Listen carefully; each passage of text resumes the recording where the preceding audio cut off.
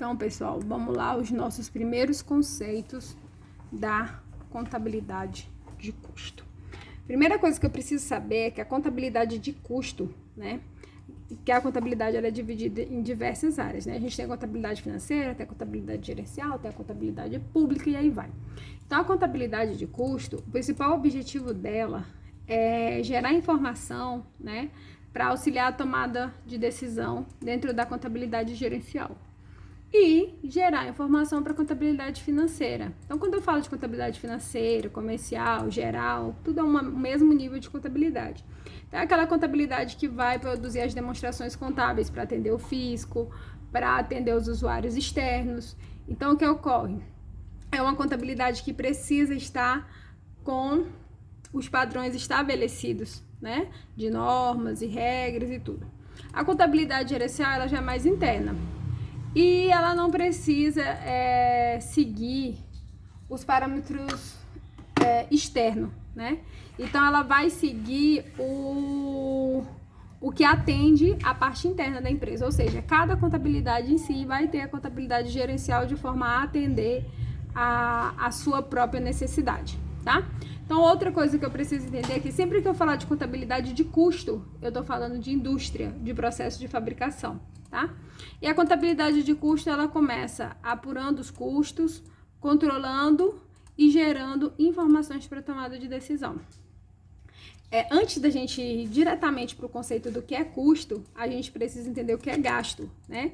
Então, gasto é a compra de produto ou serviço qualquer, né, que gera sacrifício financeiro para a entidade, desembolso. Então, sacrifício significa desembolso. O que é desembolso? O quê?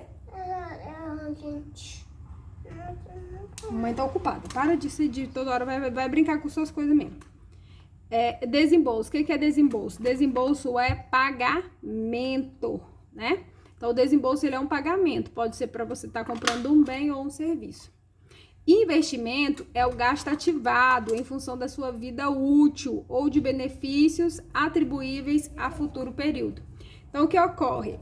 Esse conceito de investimento aqui dentro da contabilidade de custo não é aquele conceito propriedade para investimento que a gente teve anteriormente, tá? Então, esse investimento aqui dentro da contabilidade de custo, ele é desde a matéria-prima que eu compro e guardo ela no meu estoque, então eu estou investindo, até a compra de uma máquina que eu vou utilizar no processo de fabricação. Lembrando, mais uma vez, que toda vez que a gente fala de contabilidade de custo, eu estou falando de indústria e de processo de fabricação, tá? Então, o custo, ele vem ser um gasto relativo a bem ou serviço utilizado na produção de outro bem e serviço. Então, toda vez que a gente ouvir falar nessa nomenclatura custo, a gente está falando de algo relacionado à produção, à fabricação, tá? Despesa. Despesa é um bem ou serviço consumido diretamente ou indiretamente para obtenção de receitas. Então, ou seja, a gente já lembrando da nossa aula de DRE, que a gente já teve, né? Então, tudo que eu preciso para que a minha empresa funcione, eu considero como uma despesa, né? A gente tem despesas financeiras, tem despesas operacionais, tem despesas de todas as formas, até mesmo aquela conta custo de mercadoria vendida, que eu falei para vocês que ele não é um custo, ele tem esse nomezinho custo, porque a gente quer saber quanto custou a mercadoria vendida, mas na verdade ela é uma conta do tipo despesa. E aí a gente tem as perdas normais, como eu falei para vocês. Por exemplo, lá no processo de sacola, quando a máquina corta a bobina, né?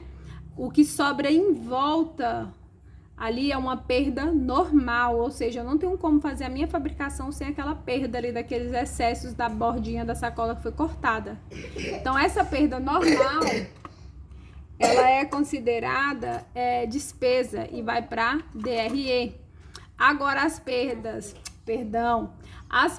normais são, o menino tossiu aqui, eu me atrapalhou. As perdas normais são consideradas custos já da produção, ou seja, eu consigo apropriar a cada tanta sacola, tanto de material eu vou perder, né? Então, isso é uma perda normal. ela já é esperada no processo e eu consigo fazer o custo dessa perda. Agora, as perdas anormais vão diretamente para o resultado do período, ou seja, elas já são consideradas uma despesa. Então, por exemplo, lá deu um problema na máquina, a máquina engoliu a bobina e rasgou e desperdiçou toda uma bobina. Isso não era uma perda normal, a gente não estava esperando que isso acontecesse. Então, essa perda anormal, ela é considerada despesa e vai direto para a DRE. Custo de produtos, custo da produção do período. O custo da produção do período é a soma dos custos incorridos no período dentro da fábrica. Então, ou seja, às vezes eu não consigo iniciar a produção, pegar a matéria-prima. César Augusto faz menos barulho. Eu não consigo pegar a matéria-prima, transformar ela em um produto e chegar nesse produto pronto para venda e às vezes em um período. Às vezes fica um processo inacabado. Então, o custo da produção do período é a soma dos custos incorridos num período dentro de uma fábrica. Então, de X a Y, ou no mês, ou em um ano, ocorreu X gastos com produtos, com produção. O custo da produção acabada é a soma dos custos contidos na produção acabada. Então, aqui já é diferente. O que acontece? Eu tenho um produto, uma quantidade X de produto acabado, ou seja, concluído, e aí eu quero saber quanto custou só essa produção acabada. Custo dos produtos vendidos, aí já é um pouco mais diferente. Por que ocorre? O custo do produto acabado, eu posso ter acabado, por exemplo, 1.000 unidades e ter vendido só 500 unidades. Então, quando eu quero saber o custo do produto vendido, aí são os custos do que eu vendi, tá?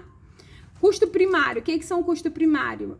Bem fácil de decorar isso e tá caindo nas provas, nas questões da Consulplan, é que o custo primário é aquilo que você primeiro precisa, né? Matéria-prima e mão de obra. Você não tem como fabricar nada sem matéria-prima e sem mão de obra. Então, os custos primários é isso. Já o custo de transformação, eu gosto já de deixar esses dois pertinhos, porque a gente já fala isso.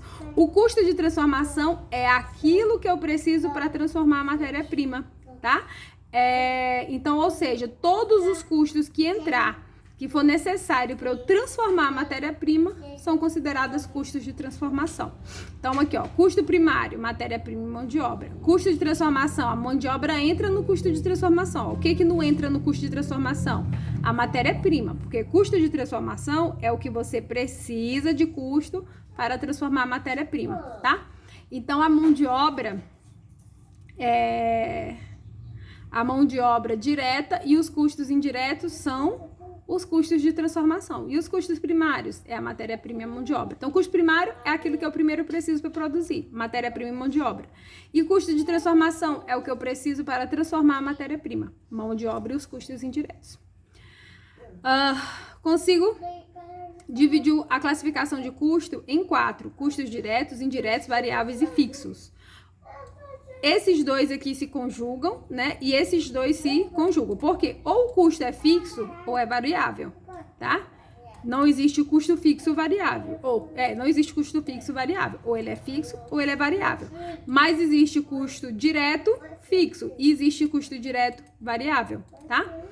Também não existe custo direto e indireto. Ou ele é direto ou ele é indireto, tá? Mas, ou seja, essas conjugações entre diretos e indiretos, eu consigo casar com variável fixo, tá? Mas ou é direto ou é indireto. Ou é variável ou é fixo. Mas eu posso ter um custo direto variável, um custo direto fixo, um custo indireto variável e um custo indireto fixo. Então, eu consigo conjugar as variações, tá? Então, o que é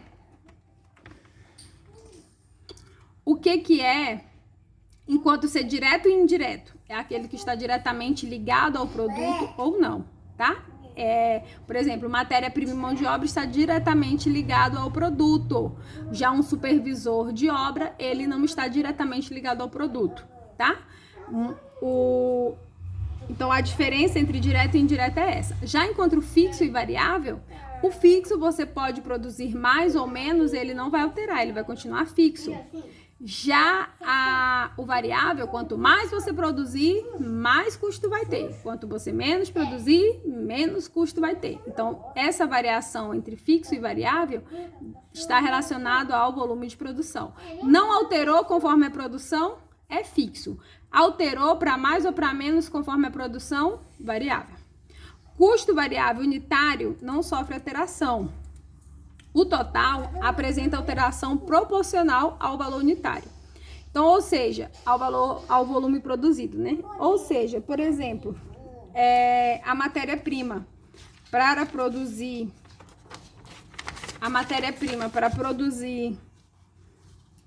vamos pôr aí, para produzir uma sacola, eu gaste 0,10 centavos de bobina de plástico para produzir uma sacola, tá? Então, quanto mais eu produzir, se eu produzir 2 sacolas, eu já vou gastar 0,20. Então, o valor total varia, mas o valor unitário continua constante, ou seja, sempre será 10 centavos por sacola. Então, o unitário no custo variável, o valor unitário não sofre alteração, mas o valor total sofre. Já o contrário no custo fixo, tá? O custo fixo apresenta alterações inversamente proporcional ao volume produzido. O que ocorre? O custo fixo, ele é um valor X, vamos pôr aí, por exemplo, para produzir as sacolas eu tenho um custo fixo de 10 mil reais. Esse custo fixo de 10 mil reais, ele vai existir independente se eu produzir 10 sacolas ou se eu produzir 1.000 sacolas. O custo vai ser 10 mil, ele não vai alterar. Só que se eu produzir 10 mil, eu só produzi 10 sacolas, então eu tive um custo de 1.000 reais por sacola, né?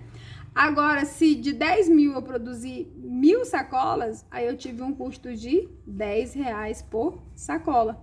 Então, ou seja, o custo fixo, o valor total, né? O valor total é que permanece constante e o valor unitário é que faz alteração, conforme o número de unidades produzidas. Produção por ordem. É aquela produção que eu só vou fabricar quando o meu cliente já me solicitou. Isso ocorre muito entre gráficas, como daqui o exemplo, mas também, por exemplo, em produções de grande escala, igual quando a gente teve agora na pandemia, por máximo que as peças do carro estivessem prontas, mas a montadora só montava depois da venda, né? Então, ou seja, às vezes a pessoa comprava o carro e demorava 6 meses, 7 meses para estar recebendo o veículo. Então, isso é uma produção por ordem. Eu só vou produzir a hora que eu já souber para quem que eu vou vender, tá? Agora, uma produção contínua é aquela que você vai fabricando e depois que você vai ver para quem vai vender. Como exemplo, tem refrigerante, sabão em pó, margarina, tá?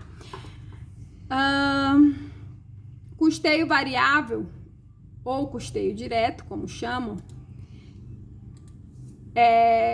e custeio por absorção. Então, a gente tem diversas formas, né? Aqui eu coloquei 4 tipos de custeio. A gente tem o custeio variável, ou chamado também de custeio direto, tá? A gente tem o custeio por absorção. A gente tem o custeio baseado nas atividades, que a gente chama de ABC.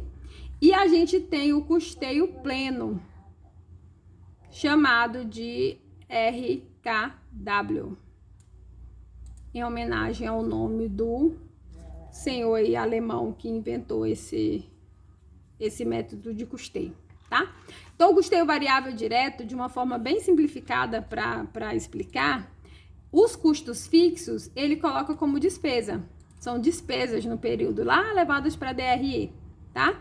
E os custos variáveis são divididos pela unidade produzida. Então, ou seja, se eu comprei 10 mil reais de matéria-prima e produzi 1.000 unidades, então eu vou dividir os 10 mil reais por 1.000 unidades.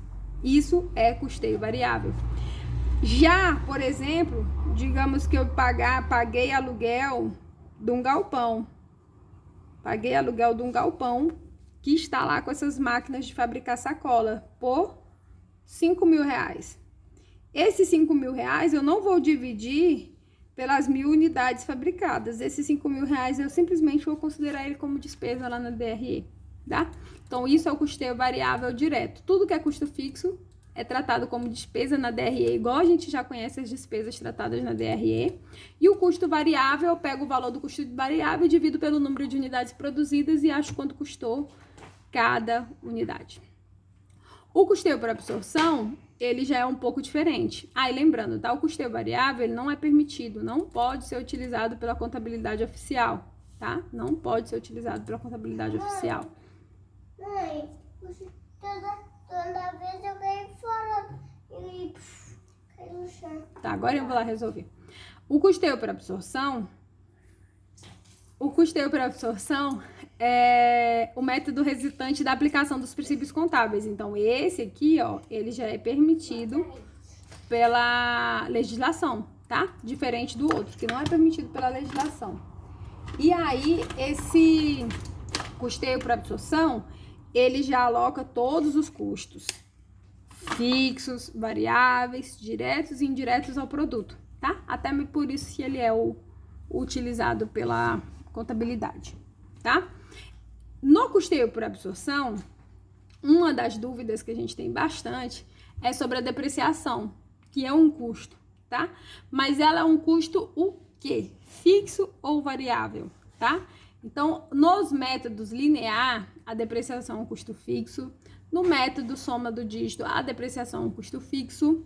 No método quantidade produzida é custo variável. E nas horas trabalhadas é custo variável. Observa aqui. O método linear, ele é uma forma de depreciação. O soma de dígito também. Então, o que ocorre? Esses dois aqui, se eu deprecio por esses dois métodos, independente se eu produzir 1.000 ou 2.000, o valor da minha depreciação não é que o valor em si vai ser constante, mas o valor não vai alterar conforme as unidades produzidas. Aí isso faz com que ele seja um custo fixo, porque independe da unidade produzida. Isso aqui são métodos de depreciação. Já esse método de depreciação por quantidade produzida e por horas trabalhadas, ele vai variar conforme o número de unidades produzidas. Se eu produzir menos, ele vai desgastar menos, e se eu produzir mais, ele vai desgastar mais. Então, esses dois métodos são variáveis por isso. Então, observa que o que torna o custo fixo ou variável não é se tem alteração no valor. Como, por exemplo, o material do Rafael bem diz, ele dá de exemplo o telefone. O telefone ele não vai vir o mesmo valor todos os meses, né? Apesar que agora a gente até tem já planos de pacote ilimitado, então que você poderia estimar um custo fixo. Mas vamos supor um telefone que quanto mais você usa, mais você gasta. Quanto menos você usa, menos você gasta. Então tem variação no valor do telefone. Porém, não é variação conforme a quantidade de unidade produzida. Então isso torna o telefone um custo fixo, porque ele vai variar valores, mas não vai variar conforme a produção. Então o que faz o meu custo ser fixo ou variável é se ele altera conforme o número de unidades produzidas, tá? E aí isso já fica bem legal, porque, por exemplo, a energia de uma fábrica, vamos pôr, a gente tá falando de uma fábrica de sacola. A energia, ela varia como o telefone. Tem vezes que ela vem mais alta, tem vezes que ela vem mais baixa. Só que a energia já é algo que quanto mais eu utilizar máquinas, mais caro vai vir. Quanto menos eu utilizar a máquina, menos caro vai vir. Então, eu já posso apropriar a energia como um custo variável, tá? O pensamento para você saber distinguir entre variável e fixo é isso. Se está variando por causa do número de unidades produzidas, tá? Então, o custeio baseado em atividade, ABC, ele é bem semelhante ao custeio por absorção, tá? Só que ele é bastante utilizado por empresas que prestam serviços, né? Utilizados na fabricação, vamos supor assim, de atividade, né? O custeio ABC compreende a identificação das atividades relevantes no processo de fabricação e a atribuição dos custos a essas atividades. Então, ou seja, a gente está falando sempre em uma atividade, em uma prestação de serviço, tá? Por exemplo, um fornecedor de internet, várias coisas que eles têm matéria-prima, eles utilizam produtos para realizar um serviço, então aí a gente utiliza o custeio ABC. É um método de custeio que procura reduzir a arbitrariedade do rateio dos custos indiretos. pois os custos são inicialmente atribuídos às atividades e depois aos produtos, tá? Então, por exemplo, um prestador de internet, que ele sai aí, né, para instalar uma internet. Então, ele vai utilizar cabos, vai utilizar uma série de material, né? Então, esses custos vão ser atribuídos à atividade. Custeio pleno, ou RKW, é uma forma de alocação de custos e de despesas que se originou na Alemanha, no início do século passado. Consiste no rateio de todos os custos e despesas ao produto. É uma técnica concebida inicialmente para fixar preços, com todos os custos e despesas computados no custo do produto. Basta que se adicione o percentual do lucro para calcular o preço de venda. Então, o que acontece? Observa, a gente até a hora que está lendo ele, pensa assim, mas ele não está falando a mesma coisa do que a absorção? O custeio para absorção, ele pega tudo que é custo, fixo, variável, direto e indireto. Agora, o custeio pleno, ele joga até as despesas, aquilo que a gente está acostumado a conhecer. Lá na DRE, como despesa, ele vai jogar aqui em cima dos produtos para poder calcular o preço de venda. Então, se eu tive despesas com fretes, se eu tive despesas administrativas, despesa de comissão de venda, eu pego tudo aquilo e divido, né? Faço o rateio bem parecido com o custeio por absorção, mas eu pego todos esses despesas e custos e absorvo, né? Eu coloco dentro do custo do produto, né? Mesmo que seja uma despesa do período. Então, em vez de, por exemplo, lá na DRE a gente não está lá em receita líquida, aí da receita líquida a gente tira o custo, né, o CMV, custo de mercadoria vendida, a gente acha o lucro bruto. Aí do lucro bruto é que a gente vai extrair as despesas, né? Então, nesse sistema aqui, diferente desse patamar, ele já vai alocar a cada produto vendido um percentual X para despesa, um percentual X para produto e um percentual X para lucro, tá? Então, essa é a diferença do custeio pleno. O custo de produção do período, eu posso usar uma fórmula, que é o material direto, ou seja, a matéria-prima, mais mão de obra direta, mais os custos indiretos de fabricação. Então, se eu tenho todos esses tipos de custos, eu consigo achar o custo da produção do período.